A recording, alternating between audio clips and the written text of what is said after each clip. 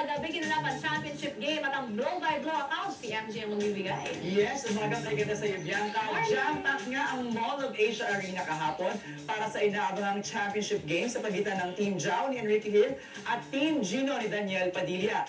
Kamusta naman kaya ang laro at kamusta na ang kalagayan ni Daniel after ma-injury kagabi? Narito po ang report.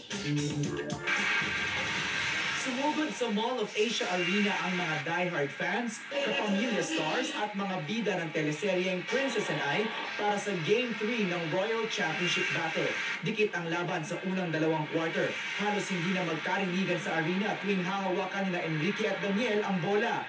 47-43 ang halftime score. Sa third quarter, umabante ang Team Gino dahil sa sunod-sunod na fast break points. 8 puntos ang pinakamalaking lamang ng Team Gino pero mabilis na nakakabawi ang Team Jao.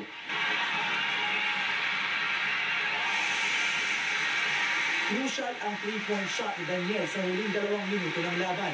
Pero aksidente namang tumama ang kanyang baba sa siko ni Bobby Parks. Nabahala ang lahat. Agad siyang isinugod sa dugout para mabigyan ng first aid.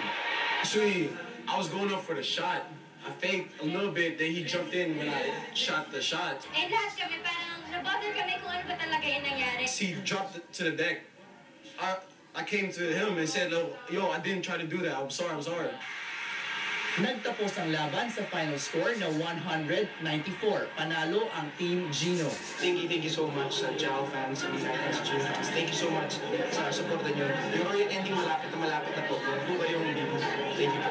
Mapapanood ang labang ito sa January 27 sa Sunday's Best.